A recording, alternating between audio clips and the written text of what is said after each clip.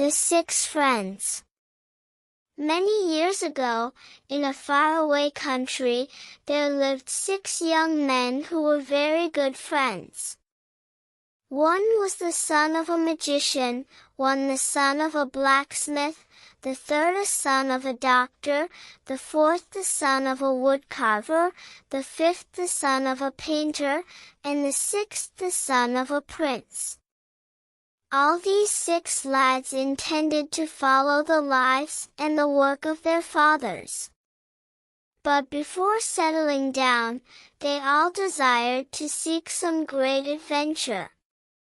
"Let us go forth together," said they, "and travel into some strange country. Perhaps something wonderful may happen to us that will make us rich to the end of our days. Or at least we will have a good tale to tell our neighbors when we return and take up our father's work." So on a certain day, very early in the morning, all 6 started out together. For several days they traveled, going far past the familiar lands in the country they knew. Yet no adventure whatsoever befell them. At last they came to a small, round pond. 6 streams emptied into the pond. The blacksmith's son said, "Friends, here are 6 streams, one for each of us to follow. How about if each of us goes our own way to see what adventure we may find?" The other 5 agreed. "Listen," said the son of the magician, "let us each plant a small tree where the stream that we choose meets the pond. I will weave a spell on all the trees. If trouble comes to the one who planted the tree will wither away. That way, if one of us comes back and sees a tree withered, he can follow the stream and try to find the one who needs help." "Here's another thought," said the doctor's son. "Let us all agree to return to this spot at the end of 1 year and a day. That way, we will be together at one time. If one of us is missing and his tree withered, we can all follow the stream together to try and find the one who's in trouble." And so the 6 trees were planted. The magician's son went around from one tree to the next, weaving a magic spell about it so that it would wither and die if any trouble came to the one who had planted it. Then, with many handshakes and affection, the 6 friends parted. Each one disappeared up the bank of the stream he had selected. "Now we are going to follow the son of the prince." The underbrush along the bank of his stream was thick and heavy, so he needed to walk slowly. At last, however, the banks of the little river began to clear and widen. By sunset he found himself in an open meadow with an old broken well in the middle, and a dark forest beyond. He was tired and worn out with the long hard walk. So when he reached the well, he sat down beside it to rest and cool himself. He had not been at the well long before he saw approaching him a tall and graceful young woman with a water pitcher on her shoulder. Her hair was very long and black. The young woman was clothed in flowing white linen garments, and she moved across the field barefooted, with a light, airy step. Marvelous to behold, wherever her foot pressed the soft earth, a white flower sprang into bloom, marking her course across the meadow in a trail of beauty. While the prince's son was marveling at this, she drew up to the well and lowered her pitcher from her shoulder. He jumped up at once. Taking it from her hand, he offered to draw the water for her. She said not a word, but smiled. Her smile was so warm that he felt right away he would want to be with this young woman forever. When he had filled the pitcher, she set forth again across the meadow, seeming to invite him to follow her and to carry the pitcher. This he did gladly. Over the field and into the woods they went, into the deepening twilight. At last they came to a little log hut with a candle shining in the window. As they approached it, the door was opened by an old man, white-haired, shriveled and bent, with an old, wrinkled woman beside him. "Come in, daughter," said the aged man, motioning to the girl. "Have you brought the son of the prince?" "That I have, father," she replied. Her voice was as warm as her smile. The prince's son entered the little hut, wondering greatly about all of this. At once, the old couple hurried about preparing and serving the prince a simple, hearty supper. Meanwhile the young woman had disappeared into an inner room. When he finished eating, the old man said, "You are doubtless wondering, my son, about the lovely damsel who lives here with us, and whom you have followed this day to our humble door. But in truth, sir, we know very little about her ourselves. We do not even know where she comes from, though we have cherished and reared her as our own daughter for years. When she was a young girl we found her on our doorstep, a little laughing maid as lovely as ever the sun looked on. She was draped in the softest, richest fabrics. Joyfully we took her in, and she has lived with us happily ever since. Yet never has she said a word by which we might know whose child she was. A king's daughter she must be, or the child of some good spirit. Lately, she has spoken much of a change to come in her life, of a prince's son, and of many other things we did not understand. But our hearts have been sad, fearing that our girl would soon marry and separate from us who love her more than anything else in the whole world." The prince's son eagerly interrupted the old man, saying, "I am indeed the son of a prince.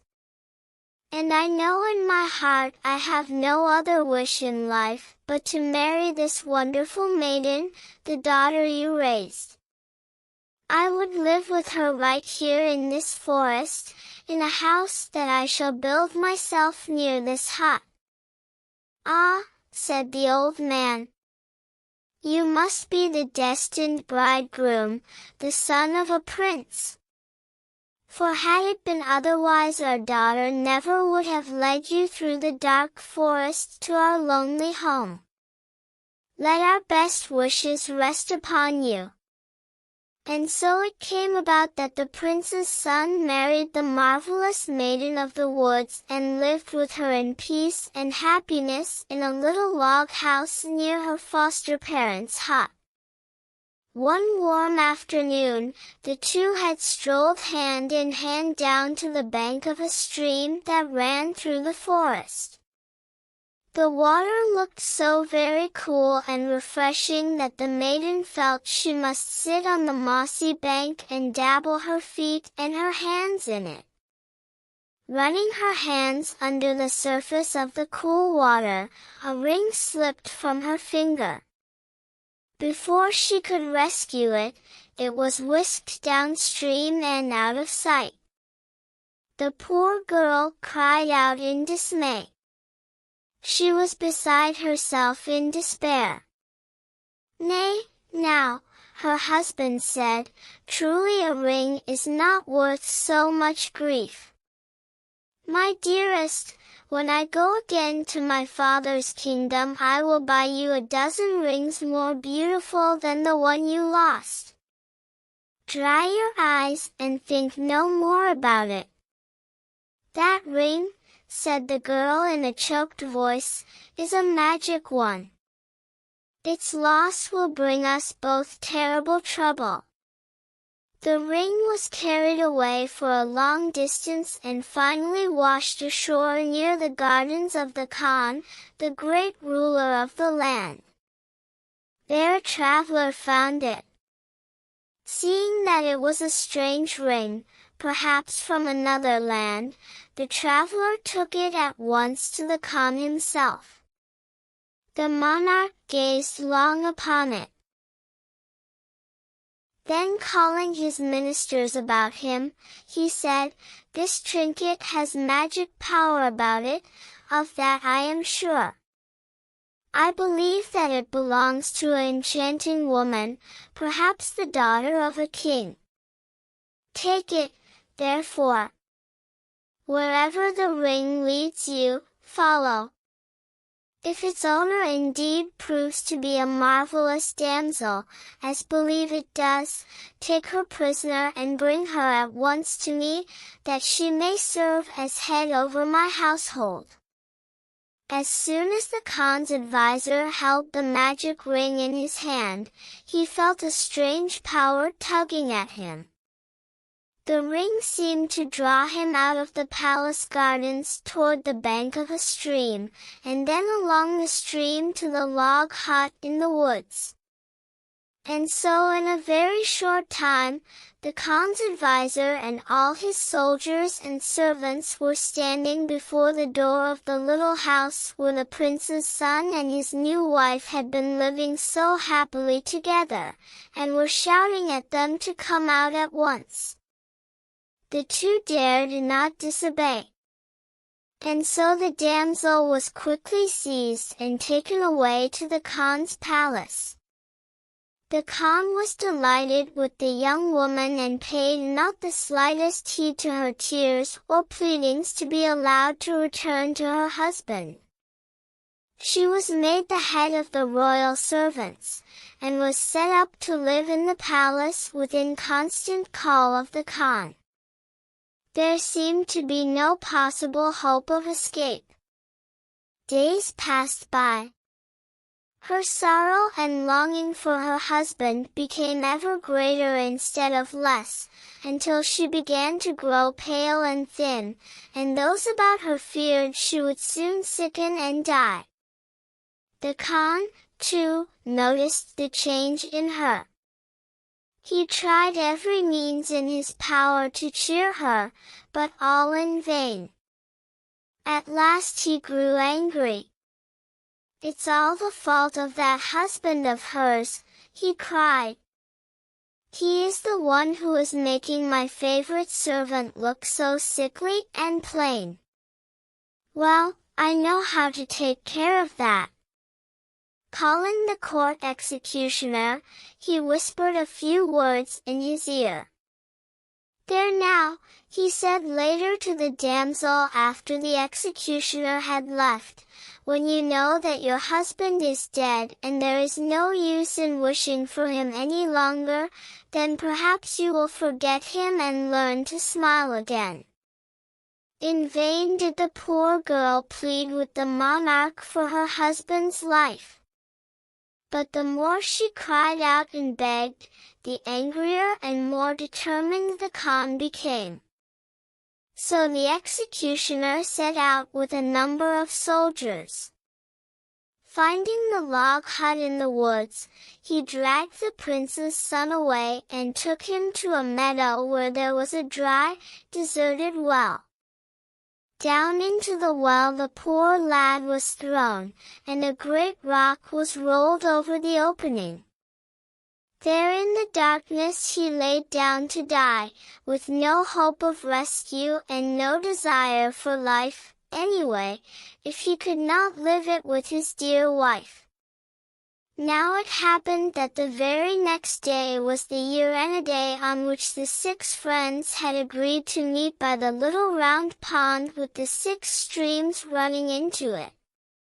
True to their promise, the other 5 gathered together and awaited the arrival of the prince's son. While they waited, they eagerly told one another all about the adventures they had. In this way, most of the day passed. When the prince's son still did not appear, the friends noticed that the tree which he had planted was drooping and withering. "Our friend must be in danger or trouble," said the doctor's son. "Let's lose no time in searching for him. Even now we may be too late to save him." The others were alarmed and eager to start at once. But the magician's son held up his hand. "One moment," he said. "By my magic art I can learn exactly where our friend is. Then we can go straight to him without any further loss of time." Bidding the others to sit down and wait, he drew a circle on the ground. Placing himself in the center of the circle, he began to recite all sorts of strange words and to draw figures and signs in the air. After a while he erased the circle and announced to his friends that he knew the exact whereabouts of the prince's son at that moment. "But we must hurry," he said, "for he is in great danger and will surely die unless we rescue him right away." So the 5 set out at a quick pace and traveled all night without rest. By early morning they had reached the well where the prince's son was imprisoned. "But how shall we move away the rock?" they all cried in despair, seeing the huge boulder completely covering the mouth of the well. "I know how to move it," said the blacksmith's son. Taking the heavy iron hammer which he always carried in his belt, he fell to work upon the rock, knocking great chunks out of it until it was all broken to pieces. When the mouth of the well was opened, they hastily lowered the doctor's son, who found the son of the prince lying there quite white and still and close to death. "It is well they chose me to fetch him," he muttered as he drew forth his bag of medicines.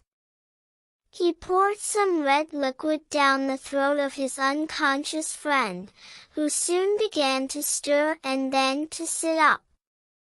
With great difficulty the 2 young men were hauled up to the mouth of the well. Once they were safely out of it, the friends all embraced with heartfelt joy and affection. Then the prince's son told the tale of his adventure and its sorry ending. The other 5 were full of compassion for him and anger toward the wicked Khan. Suddenly, the woodcarver's son spoke up. "I have an idea," he said. "I can fashion a great wooden bird, large enough to carry a man, and I will fit it with wings, hinges and springs so that it can fly through the air." "And I," cried the painter's son, catching the idea at once, "will paint and decorate it with marvelously beautiful colors, so that it will look like a magnificent, magical bird." They were all much excited by this time and begged the woodcarver's son to tell them more. "Why," said he, "the prince's son shall fly in my wonder bird to the palace of the Khan." "And," interrupted the painter's son, "when that wicked ruler sees the beauty and the color of it, he will believe it is a magical bird. He will go up to the roof to receive it, with all of his royal household, and then dash." "You can snatch up your wife and carry her away," they all shouted at once to the prince's son, who was trembling with joy and hope. The woodcarver's son fell to work at once, and in no time at all had built a marvelous wooden bird, big and strong and powerful, with great broad wings that would carry it through the air at the touch of a spring. Then the painter's son got out his paints and decorated it with colors so rich and fair that it shone with beauty. The prince's son got into it as soon as it was ready. Amid the shouts of his friends, he pressed a button and flew high up into the air. Off he steered, straight for the Khan's royal dwelling. Great was the excitement at the palace when the big colored bird was seen flying overhead. Everybody rushed about, asking what it might mean. The Khan was the most excited one of them all. "It must be a magical being," he cried, "for don't you see the gold on its wings? It must be delivering a special message for me. In truth, we must meet this noble bird in the proper way." So he called together all his royal servants. Choosing his favorite servant, the maiden who was married to the prince's son, he bade her to go quickly to the roof and welcome the magical messenger as the bird landed. The damsel hastened to obey and stood waiting and marveling as the great wooden monster drew near. Imagine her surprise when it came whirring to a standstill, revealing her own dear husband seated within it. In a flash he caught her up by the waist. Before the astonished Khan and his court could realize what was happening, the magical bird had soared into the air and was only a vanishing speck in the sky. The prince's son and his lovely wife, whose ring, much to her delight, was magically restored to her finger, returned along with the 5 faithful companions to see her old foster father and foster mother from the hut in the woods. Then all of them together returned to the land where the 6 friends had been born. They visited each of their families, told one and all of their marvelous adventures, and there they settled and were happy and prosperous to the end of their days.